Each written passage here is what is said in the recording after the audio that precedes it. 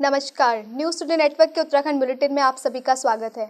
आप देख रहे हैं उत्तराखंड की मुख्य खबरें। तो चलिए शुरुआत करते हैं आज की बड़ी हेडलाइन के साथ। शहीद सैनिकों को सम्मान देने के लिए सरकार का बड़ा ऐलान, सैन्य धाम को बनाएंगे खास। कोरोना के बीच यूजीसी ने जारी की नई गाइडलाइन, आगे देखिए किन छात्रों को किया जाएगा प्रमोट। देहरादून और हल्द्वानी में बनेंगे 500 बेड के अस्पताल, सरकार ने जारी किए आदेश। ग्राफिकेरा ने छात्रों के आंसू पोंछने को बढ़ाए हाथ, कोरोना मरीजों के लिए जल्द शुरू करेंगे सुविधा। भुवन चंद्र जोशी मामले में मजिस्ट्रेट जांच शुरू, उपचार के दौरान अस्पताल में तोड़ा था दम। उत्तराखंड के युवाओं के लिए इन पदों पर निकली बम्पर भर्ती, बुलेटिन में जानें आवेदन प्रक्रिया। कोरोना से बचाव और उपचार के लिए डॉक्टर की क्या है सलाह, देखिए आज की शानदार हेल्थ टिप्स में। अब समाचार विस्तार से। प्रदेश के सैनिक कल्याण मंत्री गणेश जोशी द्वारा सैन्य धाम निर्माण के संबंध में बैठक लेकर आवश्यक कार्यवाही तेज करने के लिए विभागीय अधिकारियों को निर्देश दिए गए हैं। विधानसभा में बैठक लेते हुए उन्होंने कहा है कि कोविड संक्रमण को देखते हुए उपनल के माध्यम से स्वास्थ्य सेवाओं में विशेष सहयोग मिलेगा। सैन्य धाम के लिए भूमि स्थानांतरण की प्रक्रिया में तेजी लाने के लिए भी उन्होंने निर्देश दिए हैं। सैन्य धाम के लिए उपलब्ध भूमि पर उपनल भवन भी बनाया जाएगा। बैठक में मंत्री जोशी ने कहा है कि उत्तराखंड सैनिकों की भूमि है और लगभग भारत का हर 5वां सैनिक उत्तराखंड से है। इसी को देखते हुए हमारी सरकार सैनिकों के सम्मान तथा उनके कल्याण के लिए ये महत्वपूर्ण निर्णय लिया है, जिसमें उत्तराखंड का 5वां धाम सैन्य धाम की स्थापना का निर्णय लिया जा चुका है। अब खबर यूजीसी की नई गाइडलाइन की। कोरोना महामारी के बीच विश्वविद्यालय अनुदान आयोग ने विद्यार्थियों के अगली कक्षा में प्रमोशन की नई गाइडलाइन जारी कर दी है। इसके अनुसार अंतिम वर्ष के विद्यार्थियों को छोड़कर अन्य कक्षाओं के स्टूडेंट्स को प्रमोट करने का निर्णय विश्वविद्यालय ही कर सकेंगे।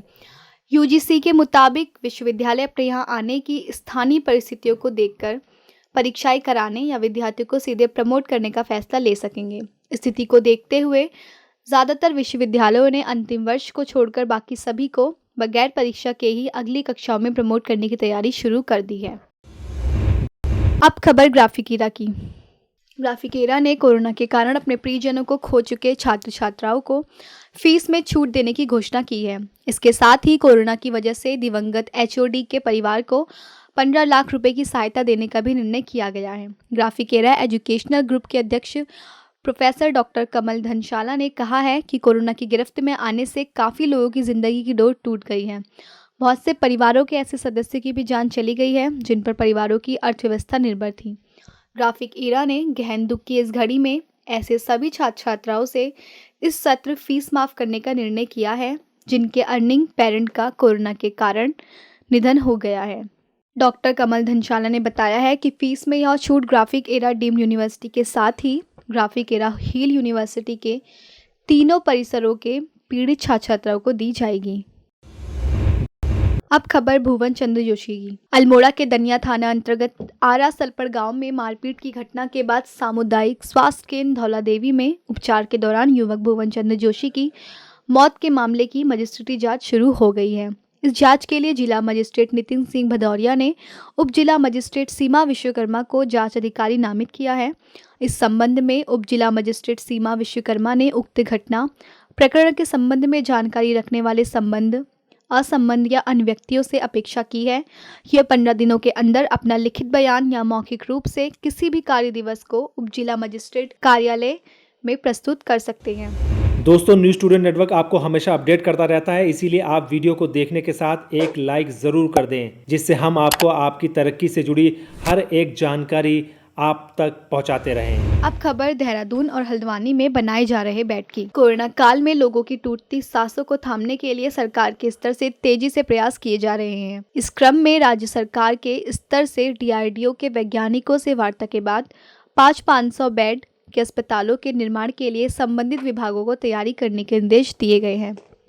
स्वास्थ्य एवं वित्त सचिव अमित नेगी की ओर से उत्तराखंड पावर कॉरपोरेशन लिमिटेड को Haldwani medical college, IDPL Rishikesh में बनने वाले अस्थायी अस्पतालों में विद्युत कनेक्शन उपलब्ध कराने के लिए निर्देश दिए गए हैं। इसके अलावा लोक निर्माण विभाग को दोनों जगहों पर बाउंड्री वॉल व अन्य जरूरी निर्माण करने के निर्देश भी दिए गए हैं। अब खबर डॉक्टर द्वारा बताई गई कोरोना हेल्थ टिप्स की। एम्स के डायरेक्टर डॉक्टर हरदीप कुलरिया का कहना है कि कोरोना के 85% मरीजों को रेमडेसिविर जैसे स्पेसिफिक ट्रीटमेंट की ज़रूरत नहीं होती है। अधिकतर लोगों में सर्दी, गले में खराश जैसे साधारण लक्षण होते हैं। 5 से 7 दिन के अंदर वह ठीक भी हो जाती है। केवल 15% लोगों में ही संक्रमण मॉडरेट स्तर तक पहुंचता है। हमें एक देश के तौर पर साथ मिलकर काम करना होगा। ऑक्सीजन और रेमडेसिविर को समझदारी से इस्तेमाल करें, तब इसकी कमी और कहीं शॉर्टेज नहीं होगी। वहीं ऑक्सीजन एक ट्रीटमेंट है, इसे यह दवाई की तरह समझें। गैर ज़रूरी ऑक्सीजन लेना इसका वेस्टेज है। अब खबर युवाओं के लिए भर्ती की। उत्तराखंड में कोरोना काल में युवाओं के लिए भर्ती का एक सुनहरा अवसर आया है। राज्य के विभिन्न अस्पतालों में 507 पदों पर भर्तियां होनी हैं। उपनल द्वारा फार्मासिस्ट, लैब आशुलिपिक, गनमैन, सफाई कर्मी, ड्राइवर कम मैकेनिक, वार्ड बॉय, वार्ड आया, स्टाफ नर्स, लैब टेक्नीशियन और ओटी टेक्नीशियन के पदों पर भर्ती निकाली गई है, जिसके लिए उत्तराखंड पूर्व सैनिक कल्याण निगम लिमिटेड ने भर्ती की विज्ञप्ति जारी कर दी है। साथ ही इन सभी पदों के लिए उपनल को ईमेल भी किया जा सकता है। इच्छुक उम्मीदवार इस भर्ती के लिए उपनल की वेबसाइट पर जाकर ऑनलाइन आवेदन कर सकते हैं। उत्तराखंडी शख्सियत में आज हम आपको बताने जा रहे हैं गायिका सोनू कक्कड़ के बारे में। सोनू कक्कड़ एक भारतीय गायक हैं। वह बॉलीवुड गायिका नेहा कक्कड़ और टोनी कक्कड़ की बड़ी बहन है। सोनू का जन्म 20 अक्टूबर 1989 को उत्तराखंड के ऋषिकेश में हुआ था। 5 साल की उम्र में वह अपने माता पिता के साथ दिल्ली के उत्तम नगर चली गई। यहाँ उन्होंने छोटी सी उम्र में जागरण और जगरातों में गाकर अपनी गायकी करियर की शुरुआत की। सोनू कक्कड़ बॉलीवुड फिल्म निर्माता नीरज शर्मा की पत्नी हैं। दोस्तों, हमारा यह वीडियो आपको कैसा लगा आप हमें कमेंट बॉक्स में ज़रूर बताइएगा। अगर आप इसको YouTube पर देख रहे हैं तो हमारे चैनल को सब्सक्राइब करिए। अगर आप Facebook पर देख रहे हैं तो हमारे चैनल को लाइक करिए और हमारे पेज को फॉलो करें। नमस्कार।